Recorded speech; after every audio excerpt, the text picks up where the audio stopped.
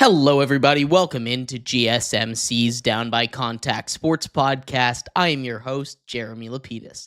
Today is Monday, March 31st. I hope everybody's having a great day so far. As the title says, we have reached the Final Four, and for the first time since 2008, it's all one seeds. We're going to talk about that, how we got here, which team is looking the best right now, and which team has the best shot of winning the national title as it stands. We're also going to get into a little bit of news surrounding the MLB. Opening weekend has come and gone, and there was a lot of hubbub made about the new bats that debuted specifically with the Yankees, but with a couple other teams as well over the weekend called the Torpedo Bats. We'll talk about them, if they're legal, what is going on with them over there, and everything else, as well as some NFL rules changes and Aaron Rodgers updates, of course, and much more. But before we get into any of that, remember, if you would like to be an even bigger part of the show than you already are, all you need to do is go to gsmcpodcast.net. Or if you're on YouTube, you can use that super chat feature. If you do either of those two things, a message should pop up on the bottom of the screen for you, me, and everybody else around the world to see. If you have a burning question about sports, anything at all that you would like to ask, go ahead and throw that in the comments. Throw it in the chat. I will get to it as soon as I possibly can. I appreciate everybody so much for sticking around, talking some sports with me here on a beautiful Monday, March 31st.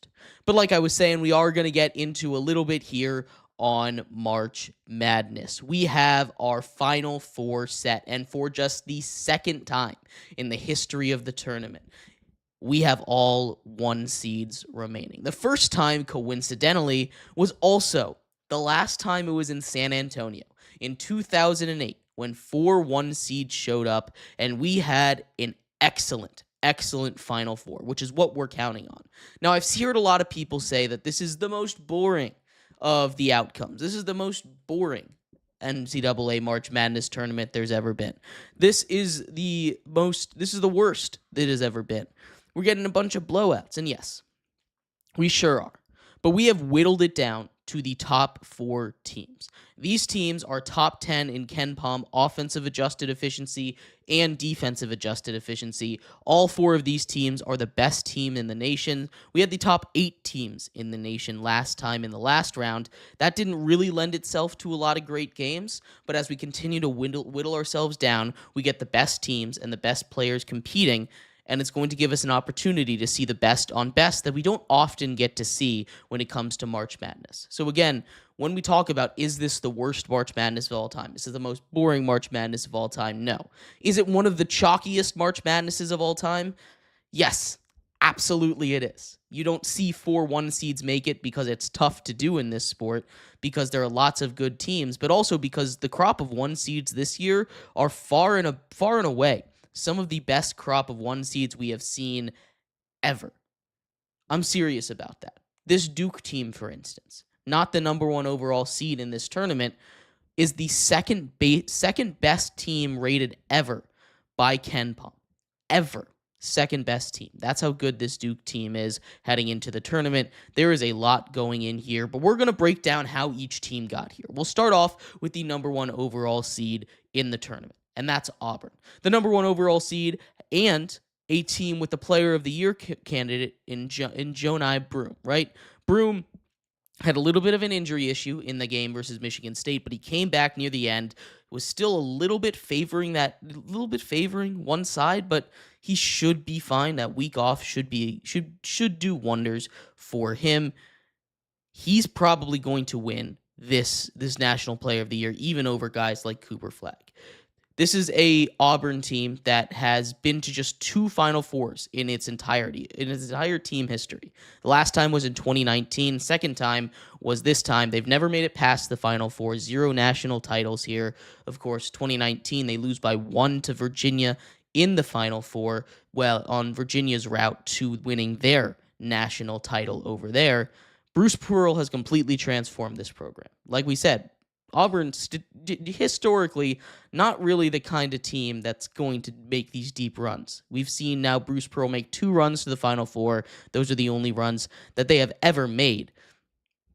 But when we take a look at this tournament, they came in floundering a little bit.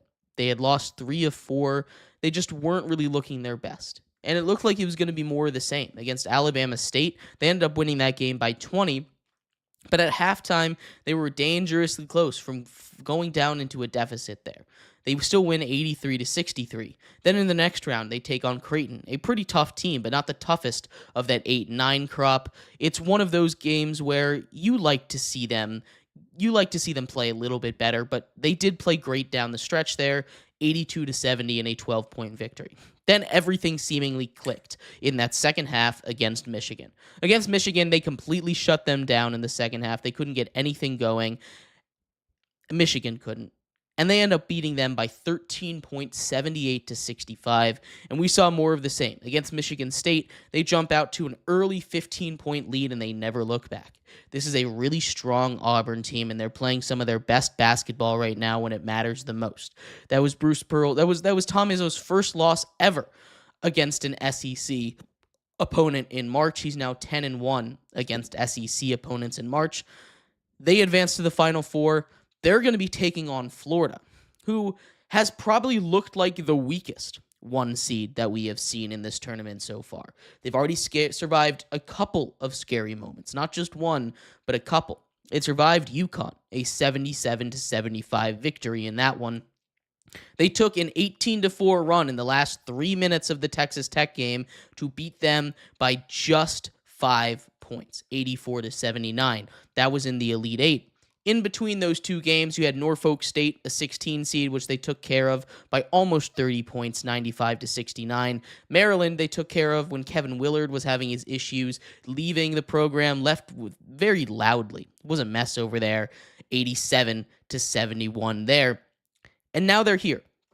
Like I've said, they've survived 2 tough games, but that can both help and hurt you, right? First of all, it makes you look a little bit weaker. But if there's one thing we know about this Florida team, it's that they're strong. They're led by Walter Clayton Jr., who is Mr. Clutch, taking some of the most insane shots that I've ever seen a player take, including that one massive three-pointer to keep them in that game against Texas Tech, where he dribbled out after getting an offensive rebound and did a 360 shot, crossing the three-point line. That was a wild decision. It worked, and now it's going to be a legendary moment, leading the Florida Gators to their 6th Final Four in team history. The last one they made was over 10 years ago, in 2014.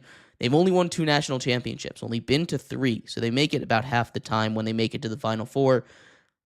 2 national championships. They were back-to-back in 06 and 07, and then they lost one a little earlier than that in 2000. But this is a team that is that strength is its depth. It's pretty good at everything, but you can't really get them out of their element. When they go to the bench, they still have a lot of really solid players that they can lean on. This is a team that's coached well. This is a team that just doesn't do anything poorly, and because of that, they were a 1 seed and a very dangerous one that was able to survive a Dan Hurley-coached UConn team, a really good Texas Tech team that was looking like they were going to win that game before they were able to shut it down on defense. Now they draw Auburn. And that's going to be a really good matchup. I can't wait for these 1 seeds to clash because, like I said, these are the top 4 teams in the nation. But on the other side of the bracket, we've got Duke. Talking about the best 4 teams in the nation, Duke is playing like the best team in the nation right now. They have just dominated their way through the tournament, no less than 7 points as a deficit. In fact, that is the only game where they won by less than 10. That's crazy. Even in that game against Arizona when they only won by 7, that game was never really close. Caleb Love turned it on down the stretch to make it look closer than it was in the final box score, but that game was never close. It was never in doubt. Cooper Flagg is playing like that number 1 pick that we know he's going to be, but it's not just him, right? You have a lot of other guys stepping up here. You've got Cooper Flagg. You've got Knuppel. You've got Proctor. You've got more. You've got these big guys that are stepping up. This is a Duke team that has size. They've got everything you possibly could want out of a Duke team. And John Shire's doing a great job. In just his 3rd year, he's improved on his finish every single year. This is the 18th time in school history that Duke has made the national title, most recently in 2022 in Coach K's final season. And then they've won 5 national titles, which honestly I thought they would have had more. But Like I said, this is the second best team in Ken Pom history, but John Shire's done an amazing job with this team. Last year, or when he first took over the job, he made it to the round of 32. It's a little bit disappointing for the Blue Devils. Last year, they made it all the way to the Elite Eight before falling to a really strong 1 seed over there. And then this year, they make it to the Final Four as that really strong 1 seed. They learn from their mistakes. Obviously, having Cooper Flag doesn't hurt. But Duke advances to the Final Four, and they will be taking on Houston. Their route there was pretty easy. They took, like we said, took care of business against Mount St. Mary's, winning by almost 50 points in that one. Then just took care of Baylor, the 9 seed, by 13 points. Arizona by 7 in a game that wasn't nearly that close. And then Alabama, they beat by 20 points, adding on to their record in the country, most 20-point wins overall this season. They are just a dominant force this year. And I can't wait to see when they get to go up against an elite team like Houston. Now, Houston is really interesting because they have the best defense in the nation right now by Ken Pom. They're the second most dominant team in the country, at least in the tournament this season, with wins by nearly 50 points over SIUE in the first round. They beat Gonzaga by 5. That's their closest one. But again, they kind of look like they had that one in the bag for most of it. Purdue, they only win by 2 points, but a beautiful play ridden up by Sampson, their head coach there. What an inbounds play there. That was beautiful basketball to watch there. Then they dominate Tennessee, holding them to 15 points in the round, in the Elite Eight last night. They go out there and completely dominate, and now they get a date with Duke. Houston, back to the Final Four. They've had really good teams for a really long time. They still haven't won a national title. They're going for their first one, but it's not going to be easy. Houston's defense going up against the offense of Duke, a team that averages over 90 points, is insane. We've seen what Duke can do, taking out a team like Alabama last time out. They've played different styles. They've been able to shut down the 3-ball, play pretty solid defense, just pressure Alabama, pressure these hot shooting teams. But Houston is a team that if you let them get a lead at any point, they're not giving it back. So Duke needs to be careful not to start off slow because Houston's defense is going to completely shut them down, and that game is going to be a lot of fun. Again, can't wait to see how this happens. But this is going to be a really exciting Final Four. All 4 1-seeds make it, and you can call it boring. You can call it chalk. I call it setting up for one of the best Final Fours that we have ever seen, and I can't wait for next weekend. I'd love to hear your thoughts, though. What do you think about these matchups? Who do you think is going to win them? What do you think about this year's March Madness, the Final Four being all 1-seeds? I'd love to hear your thoughts. We're going to take a quick break. When we come back, we turn our attention over to the Major League Baseball, right? Major League Baseball opening weekend has come and gone. We saw a new development for hitters. A lot of times these new developments come on the pitcher's side of things. We'll talk a little bit about the torpedo bat, what's next for it, for the Yankees, and much more coming up next here on GSMC's Down by Contact Sports Podcast. I feel like I'm losing my mind. Is everybody in the world blind? Please, Lord, give me a sign, a sign. I feel like I'm losing my mind. Is everybody in the world blind? Please, Lord, give me a sign, a sign. I wanna be the greatest. Everybody on the fake shit. I look around and feel like everybody is the fakest. I make this every day and I'm impatient, hoping one day I blow up from the basement. Statement, the top is so vacant. I don't hear shit that I think is amazing. Waiting for my day when I'm playing sold out shows for 1,000 faces. Hey, give me that crown, get in my way and to be put down. It ain't your place, all this my town. If I want that shit, then I'll get it right now. I'm losing it, the noose it fits. I'm losing shit, a stupid myth. You choose to live or choose to dip. You choose to fight or lose your grip and lose a gift. I feel like I'm losing my mind. Is everybody in the world blind? Please, Lord, give me a sign, a sign. I feel like I'm losing my mind. Is everybody in the world blind?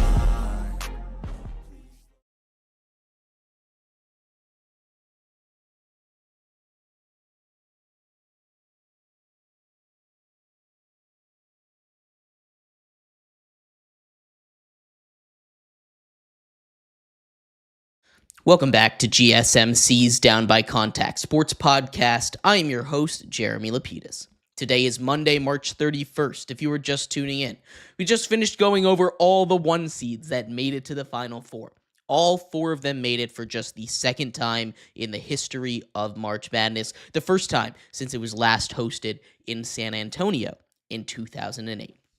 In this segment, we turn our attention to baseball. Opening day weekend has come and gone, and we had some major developments, especially with the Yankees and their torpedo bats. We'll talk about that in a second, but before we do, remember, if you would like to be an even bigger part of the show than you already are, all you need to do is go to gsmcpodcast.net. Or if you're on YouTube, you can use that super chat feature. If you do either of those two things, a message should pop up on the bottom of the screen for you, me, and everybody else around the world to see. If you do have a burning question about sports, anything at all that you would like to ask, go ahead and throw that in the comments. Throw it in the chat. I will get to it as soon as I possibly can. I appreciate everybody so much for sticking around, talking some sports with me here on a beautiful Monday, March 31st. But like I was saying, we are going to get into that torpedo bat. What does this mean for the MLB? First of all, let's take a step back. I've been calling this a torpedo bat for those who don't know. Obviously, you've got a bat. The New York Yankees hired a guy from MIT, a scientist from MIT, to create a brand new style of bat. They're calling it the bowling pin bat or the torpedo bat, which much better name. A little bit side tangent there. Why would you ever call it the bowling pin bat when you can call it a torpedo bat? Doesn't make any sense. Regardless of that, all this bat does differently. It's the same thing. What they do is, your normal bat, it goes out and it expands until you've got the big thick part at the end of the bat. That's called the barrel.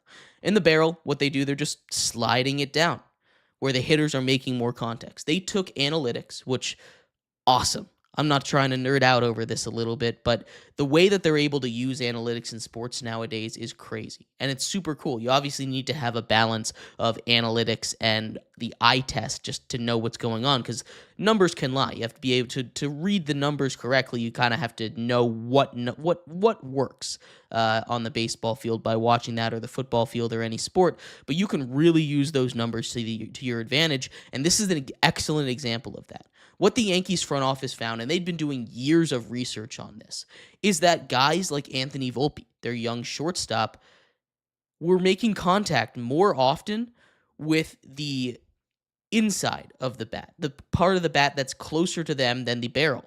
So all they did is they took the barrel, they slid it over just a couple inches so that his swing path, they didn't have to change his swing, do anything drastic like that, would naturally lead to more good contact. Hit the barrel, hit it further, and it has worked wonders. Now, I'm not going to sit here and say it's all the bat, because I think people are getting a little bit carried away with this. We saw this bat in spring training.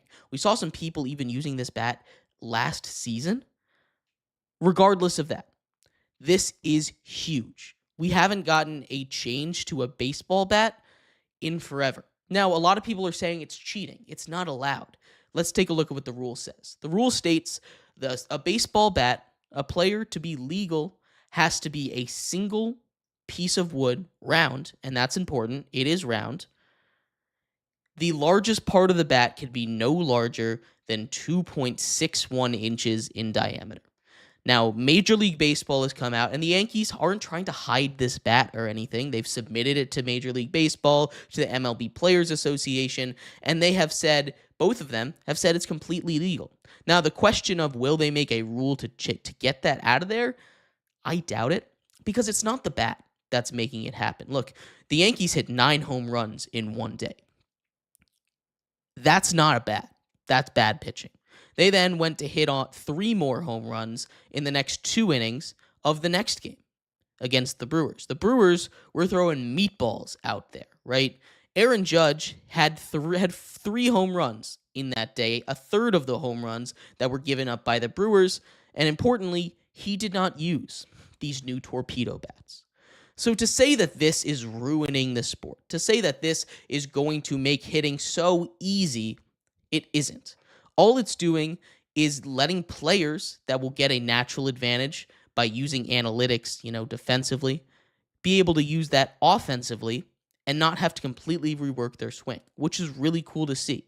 We see stuff like this in pitching all the time. They can track the spin numbers. They can figure out how to get better spin.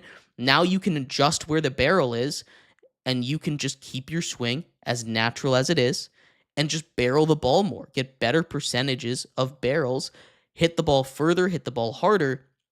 But again, this is not going to change the way that baseball works. We were talking a lot about it today, and I've seen a lot of different discussions about it, saying, oh, it makes hitting too easy. People are going to shatter the home run record now. They're not going to do that. That's simply not going to happen. People are going to maybe hit more home runs, but that's not these people that need this bat switch. They're not going to go from 10 home runs to 50 home runs. They'll go from 10 home runs to 30 home runs, which is still an incredible uptick in home runs and power. I just don't think this is something that's really going to be too big of a deal. Bats change, gloves change, balls change, right? They changed the balls year over year, right? They had the whole thing where they were doing different cores in the baseball that were a little more bouncy a couple years ago, and it led to a boom back in 2019 in runs. And then they went back to the old balls, and they weren't flying as much in 2020. And then there's a whole mess. Baseball changes this stuff all the time. There's no reason why you should stop the growth of a sport. There's no reason why you should stop the innovation in a sport just because it's helping people and people don't have an answer to it yet. That's what happens as sports get played longer. People figure out how to be better at it, how to bring better tools to the game. There's nothing illegal about it. It's still a bat. They just move where the big bulge is in the bat from a straight line to just a little bit of a taper there at the end. That's all it is. And I love that they're able to do this. This is something that is such a simple idea that I'm surprised it took so long for people to make or come up with an idea like this. It's so cool, and I love the fact that people are moving on to this. But this is not something I expect to get changed. This is not cheating. This is just the evolution of bats. This is the evolution of the game. You ever go back in time and see the gloves that they were wearing back then? People would suck at playing defense nowadays if they were still wearing the gloves they were wearing in the 1920s. You need to be able to change the gear you have. So to be able to have new gear on offense, I don't think they've come out with new bats in 300 years, I don't think, which is super cool. I can't wait to see how far this goes because not everybody's going to use it, and it's not going to completely replace the normal bats. But what we might see now is players customizing their bat a little more, make them a little more recognizable. Maybe you got someone that has a bat that see the hand that looks almost backwards because of how it looks. If you continue to work with this torpedo bat technology, and I can't wait to see how far it goes. I'm super excited. But I'd love to hear your thoughts. What do you think about this torpedo bat? Do you think it's cheating? Do you think it should get banned? Do you think it will get banned? I'd love to hear all your thoughts. We're going to take a quick break. When we come back, we turn our attention to football. The owners' meeting are going on right now in the NFL. With the draft a couple weeks away at this point, new rules are being proposed. New quarterback updates, especially Aaron Rodgers. We'll talk about all of that and more coming up next here on GSMC's Down by Contact Sports Podcast. Looking for your daily fix of sports talk without having to pay for it? GSMC Sports Network is available on YouTube. Just search GSMC Sports Network. Get your fix of daily sports talk shows on YouTube, absolutely free. NFL, college football, NBA, MLB, MMA, UFC, fantasy football, and so much more. GSMC Sports Network has shows running all day long, with new sports shows starting every 2 hours. Just like on your favorite cable sports channel, except GSMC Sports Network is absolutely free. Just search GSMC Sports Network on YouTube to catch one of your new favorite shows, like the GSMC College Football Podcast, Chip Shot Football Podcast, Hoops and Heels Women's Sports Podcast, GSMC Basketball Podcast, and so many more. Check it out for yourself. GSMC Sports Network, now available on YouTube absolutely free. Search GSMC Sports Network on YouTube right now.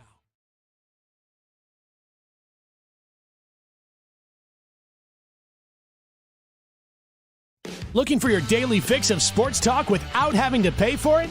GSMC Sports Network is available on YouTube. Just search GSMC Sports Network. Get your fix of daily sports talk shows on YouTube, absolutely free. NFL, college football, NBA, MLB, MMA, UFC, fantasy football, and so much more.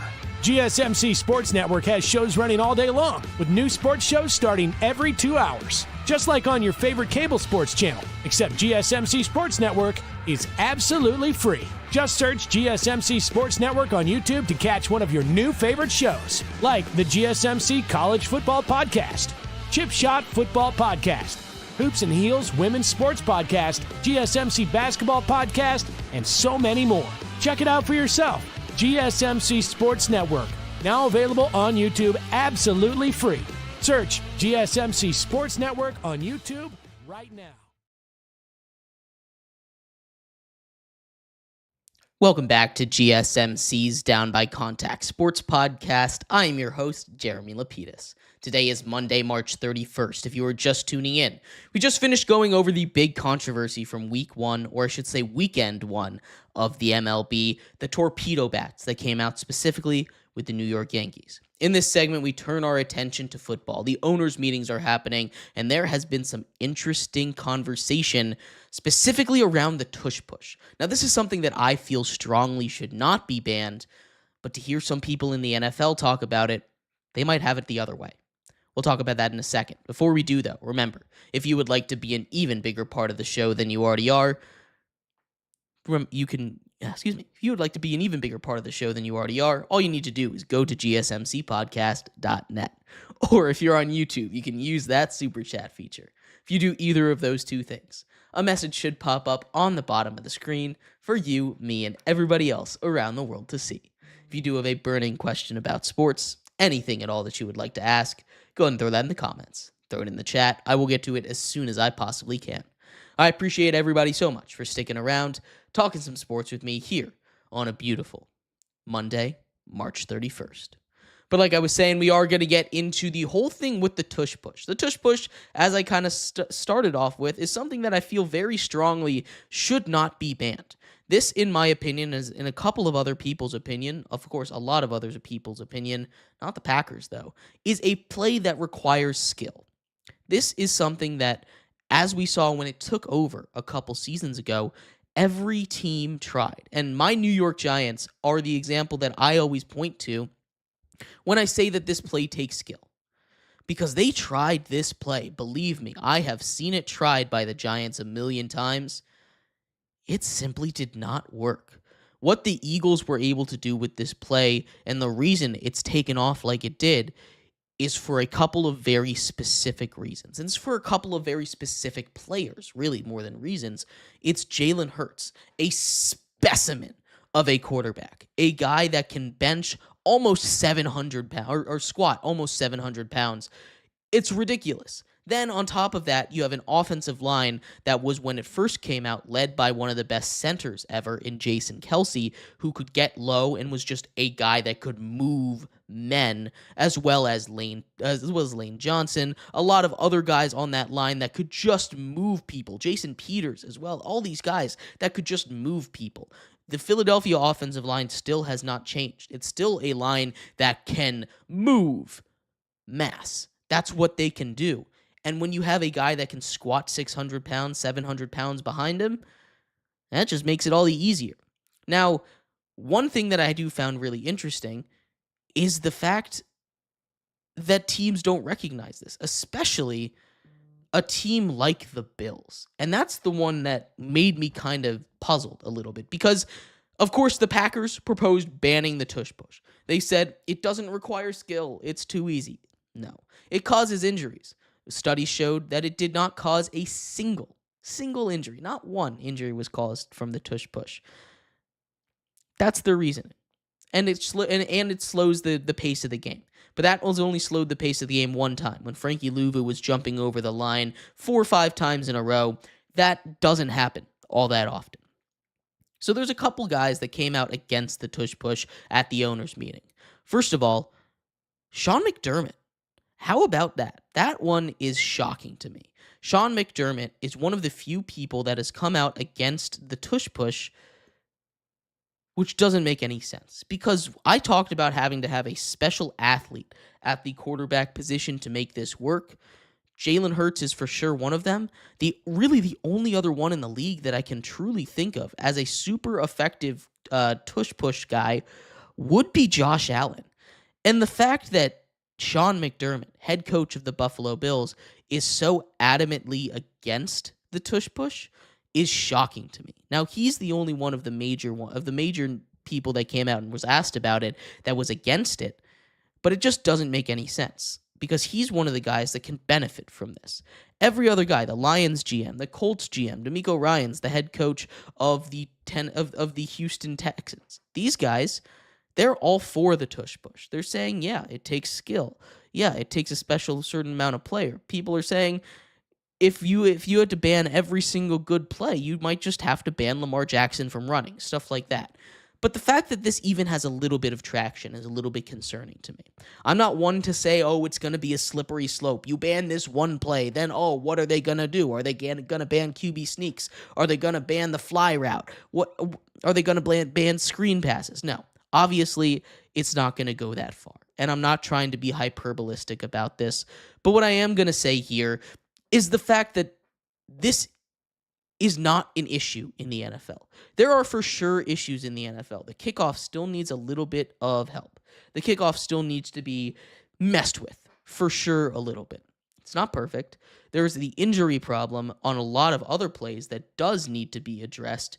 And there's a whole lot of other issues that I'd like to see addressed, like maybe, putting a chip in the ball so you can measure it more accurately, maybe changing the overtime rules a little bit even in the regular season so we don't get ties, because ties are stupid and there shouldn't be ties in sports. There just shouldn't be ties. The NFL is literally the only sport, the only American sport, I should say, that has ties. Soccer obviously has ties, but it's soccer and it's not one of the American sports.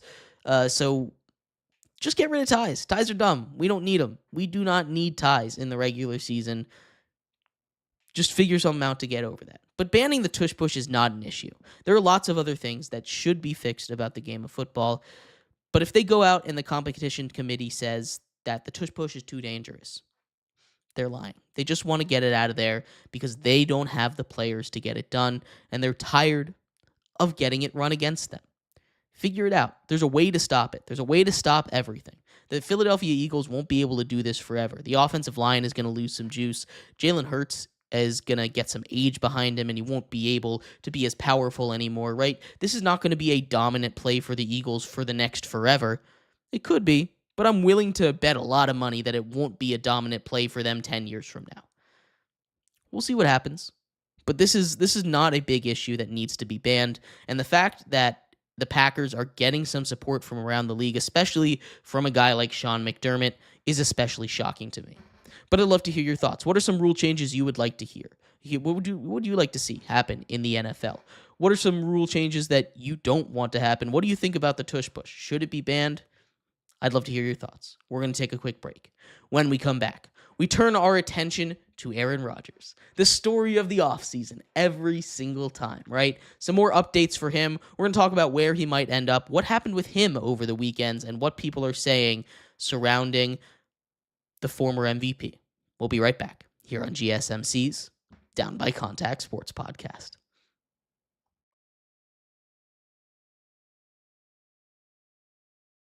For the best and latest podcasts available anywhere, go to the podcast app on your cell phone and type in GSMC to access free content-rich podcasts on health and wellness, book reviews, sports, entertainment, relationships, social media, movies, technology, finance, and even weird news. Subscribe and download the GSMC Podcast Network's family of shows, available everywhere podcasts are found.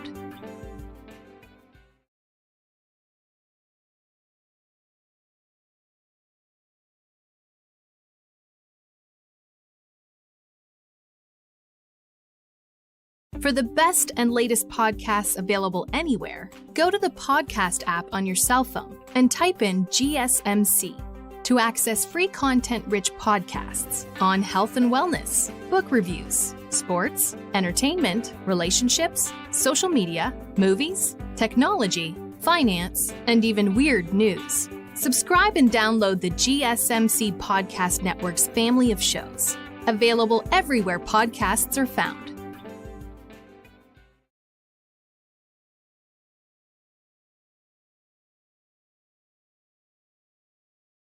Welcome back to GSMC's Down by Contact Sports Podcast. I am your host, Jeremy Lapidus. Today is Monday, March 31st. If you are just tuning in, we just finished talking about the tush push, whether or not it should be banned, and who's saying it should be, who's saying it shouldn't be. In this segment, we of course have to take a look at Aaron Rodgers. It wouldn't be a weekend without a little bit of an Aaron Rodgers update. So we'll give you that in just a second. But before we do, remember, if you would like to be an even bigger part of the show than you already are, all you need to do is go to gsmcpodcast.net. Or if you're on YouTube, you can use that super chat feature.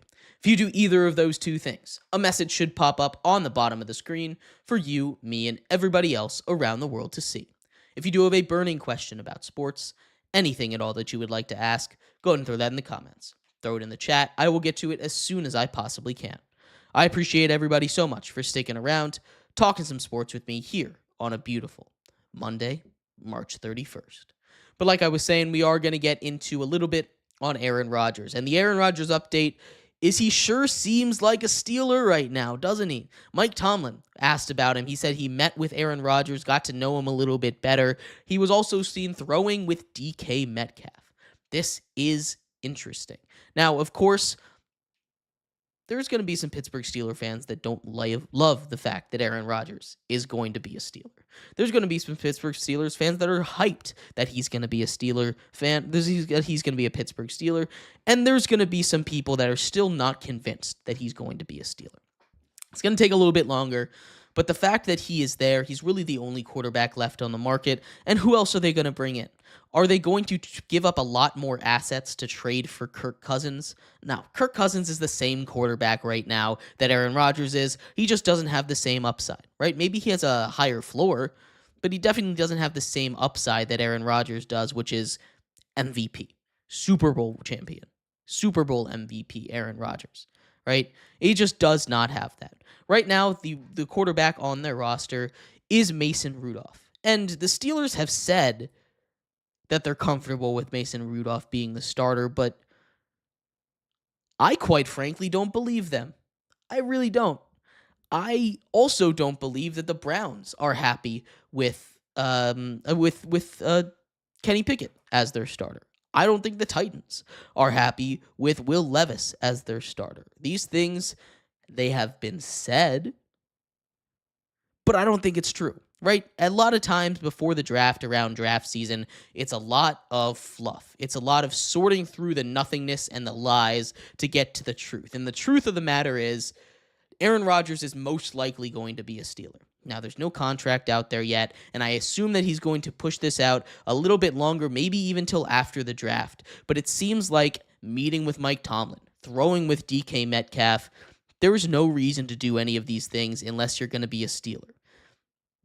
I don't think he's retiring. Just give him another week or so. Aaron Rodgers will be wearing that silver, that black and gold, and he will be the next quarterback for the Pittsburgh Steelers. And honestly, as I've said, I love this move. I know some people might not like it. Aaron Rodgers is 41 going on 42 years old. Aaron Rodgers is coming off one of his worst seasons of his career. Aaron Rodgers is a cancer in the locker room. It's the Steelers. They'll be fine. The Steelers are built right now to go about 500. You add Aaron Rodgers to that team, he's going to be able to potentially get you a playoff win. And isn't that the thing that Steelers fans have been complaining about? Isn't that the thing Steelers fans have been saying? Oh, we get to the playoffs, but we don't win. It sucks so much. We're in football purgatory. We can't make it past the hump. We need to get rid of Mike Tomlin. If you truly wanted to win, go out and get Aaron Rodgers. He truly has that potential to get it done. I really do believe he's not done yet. Now, he's also the best option that's out there. He's not going to be worse than a quarterback you draft at 21. He's not going to be worse than a quarterback you draft in the second, third, fourth round. And he can be a stopgap guy. You can go get your quarterback next season. You can trade up next season. Don't waste your assets on a Kirk Cousins. It makes no sense.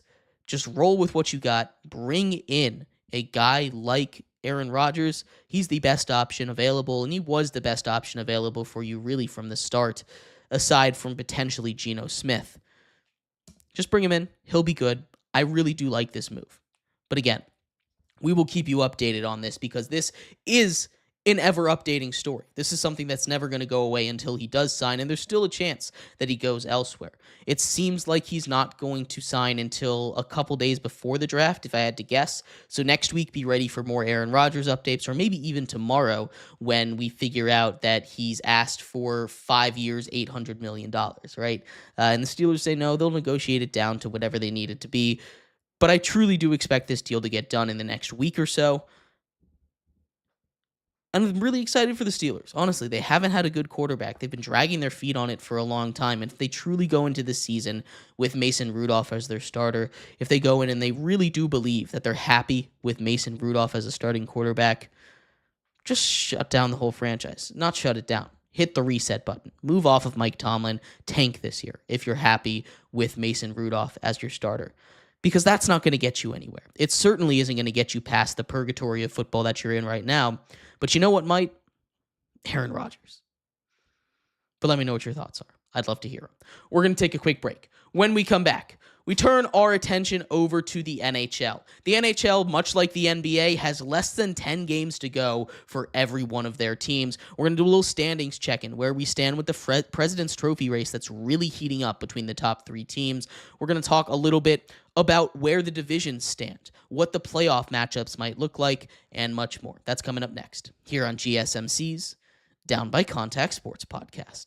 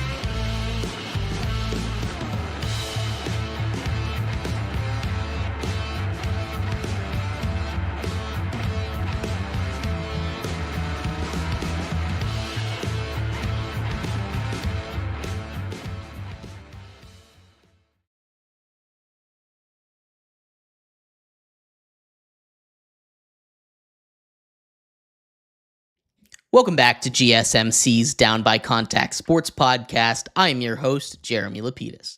Today is Monday, March 31st, if you are just tuning in. We just finished going over the Aaron Rodgers updates. The saga continues. We'll keep you updated on that. In this segment, we turn our attention over to hockey. Much like the NBA, less than 10 games to go.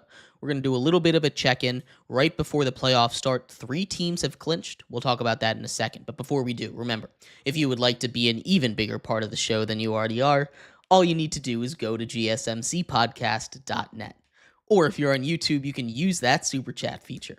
If you do either of those 2 things, a message should pop up on the bottom of the screen for you, me, and everybody else around the world to see. If you do have a burning question about sports, anything at all that you would like to ask, go ahead and throw that in the comments. Throw it in the chat. I will get to it as soon as I possibly can. I appreciate everybody so much for sticking around, talking some sports with me here on a beautiful Monday, March 31st. But like I was saying, we are going to get a little bit into the NHL. The season is wrapping up, and the Stanley Cup, you can see it right around the corner. It's coming. Who's going to win? Who's going to make it? Let's talk about where the standings are right now. First of all, before we get to the playoff races, let's talk about the President's Trophy. The trophy for the best team in the NHL has come down really to a 3-horse race. There's still technically 4 teams in it, if I had to do a little bit of math there. The Winnipeg Jets, though, have reclaimed the top of that list, passing up the Washington Capitals. 106 points for them over 74 games. The Capitals, the Stars, and the Knights all have played 73 games, so they all have a game at hand. We can all theoretically bump them up 2 points. We're not going to do that, but they're still in it there because of that. The Capitals, 3 points back of them at 73 games played, 103 points for them. The Dallas Stars, 73 games played, 100 points for them. And then the Vegas Golden Knights, 98 points in 73 games for them. This is a 4-horse race. Really, it's come down to about a 3-horse race, although the Knights very much still in it there. It's going to be an absolute incredible finish. 4 teams in the President's Trophy race. You don't usually see that. Generally, it's locked up a lot of times at this point with a very dominant team, but we definitely don't have that this year. It's going to be a race to the finish for these teams, including Alex Ovechkin, who's just 5 goals away now from breaking Wayne Gretzky's all-time record.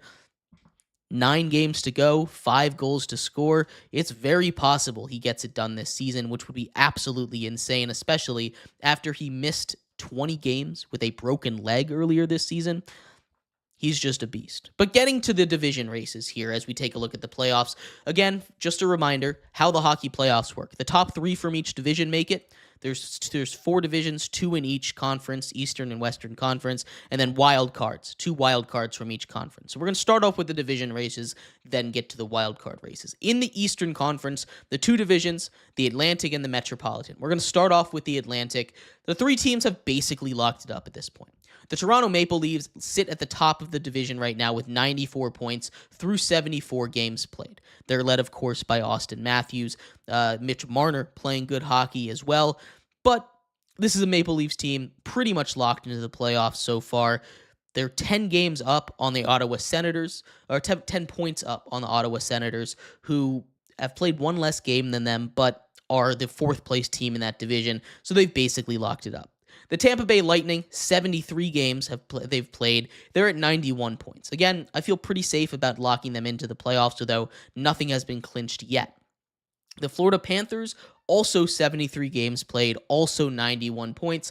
Those are your 3 teams representing the Atlantic Division. And I would put a pretty penny that all 3 of them continue to be at the top, and those are the 3 teams we see representing them. Maybe the order changes a little bit, might completely flip-flop, but I think those are the 3 teams because, like I said, the team that's chasing them on the outside looking in is those Ottawa Senators. They're sitting there right now at 84 points through 73 games. So they're 7 points back of the Panthers and the Lightning, 10 points back of the Maple Leafs. I just don't see them catching up unless some of those teams go on a real cold stretch here. But that division's basically locked up. In the Metro, you have the Washington Capitals, which is the first of 3 teams so far that have clinched a playoff spot. The Washington Capitals clinched a spot with 103 points through 73 games. They are the number 1 seed in the Eastern Conference in both the Metro and the Atlantic. The closest team to them is at 94 points, which is the Maple Leafs and the Hurricanes right behind them. They've pretty much locked up first place in this division. They're not playing for anything other than the President's Trophy and Alex Ovechkin's record at this point. The Hurricanes, like I hinted at, are right behind them. 94 points through 73 games. They're not going to catch up to the Caps most likely, but they should be pretty safe in the playoff race. At number 3, 85 points is getting you into the playoff right now with the New Jersey Devils playing 75 games. That's the most games played in the NFL, tied for the most games, I should say. 85 points through 75 games. There's a couple teams right behind them, but they've got a pretty good lead. I feel pretty safe about them making it, but I'm not certain about them doing, because right behind them, you've got the New York Rangers, who through 74 games have 77 points. So they're 8 points back, 5 points back if you give them that extra win for the extra game there. But the real one to watch here is the Columbus Blue Jackets. They've played the fewest amount of games in the NHL at just 72 so far, and they're sitting at 75 points. If you give them that extra 6 points, 3 wins in those 3 games that they could potentially catch up to the Devils, they're at 81 points right now.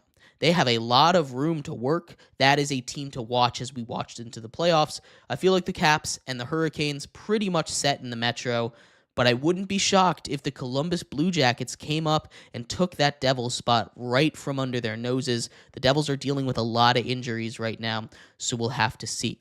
In the Western Conference, the Central Division is pretty stacked. Is another one that's pretty much set. You've got the Winnipeg Jets leading the entire league right now with 106 points. They've clinched a playoff spot. Same thing with the Dallas Stars. At 100 points, they've also clinched a playoff spot right behind the Winnipeg Jets through 73 games.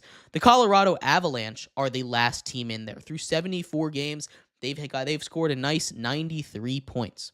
The Minnesota Wild and the St. Louis Blues are the two teams looking out, 74 and 75 games respectively. Both have 87 points. The Wild are a team to watch. Them and the Avalanche go at it. That's going to be pretty tight. But again, a 6-point lead at this point with 7 or 8 games to go for these teams, I feel like is pretty safe. You'll have to watch it though. That's going to be a tight race in the Central. The Pacific Division is where it gets kind of interesting because this is probably the tightest division race. You've got in the Western Conference, at least, I should say. The Vegas Golden Knights at the top, 73 games played, 98 points. Then the Los Angeles Kings, 91 points through 73 games. And the Oilers from Edmonton, 73 games played, 89 points for them. The cutoff there. Another one of those teams that's only played 72 games is right behind them. The Canucks are technically ahead of them. They're at 81 points through 74 games. I don't really think they've got a shot. But the Calgary Flames, who have only played 72 games, could find their way right back into it here. They've got a lot of way to go. They're still 9 points back. You can make it 7 points if you give them that extra win, but it's going to be tight. They're the team to watch as we get further down because they have a lot more games to play. So as we're sitting right now, I think the divisions are basically locked up. I'd probably expect the Metro third place to change a little bit, maybe the Central, and potentially the Pacific. But other than that, the top 2 teams in each division pretty much set in their spot in the playoffs. Right now, only the Jets, the Stars, and the Caps have clinched them. When we take a look at the wild card in the Western Conference first, because it's not as interesting, you basically have the Wild 74 games, 87 points, and the Blues at 87 points right behind them, locked in. You've got the Canucks and the Flames, who we just finished talking about, behind them. But again, other than the Flames potentially taking one from the Blues. The Blues have played 75 games. The Flames have only played 72. So 7 points really isn't that big a deal. That's the one to watch. But I'd feel pretty confident about the Wild and the Blues making it in. I don't think the Flames have it in them to go on some kind of run here down the stretch. The Eastern Conference is super fascinating, though.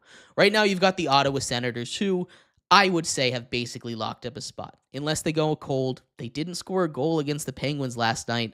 That one sucks for them. They needed that one pretty badly. They did get the overtime point, though, so they didn't go home empty-handed.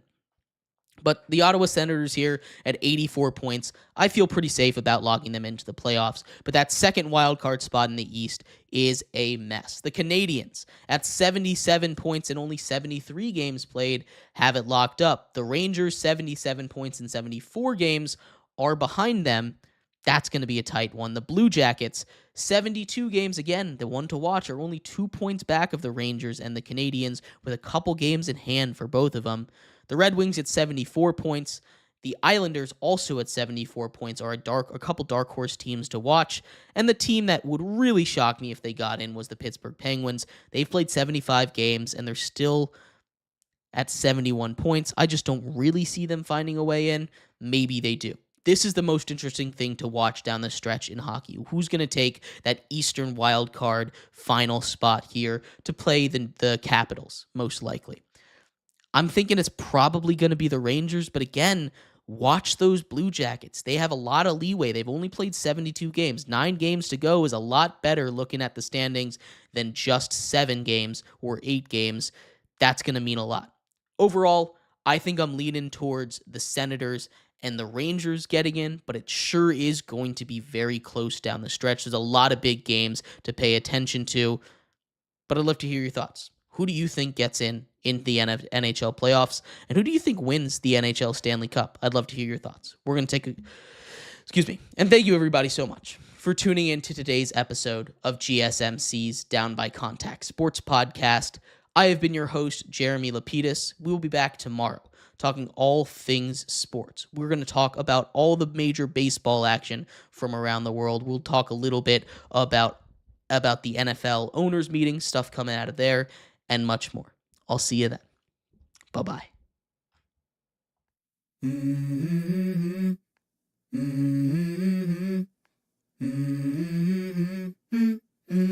Let's go.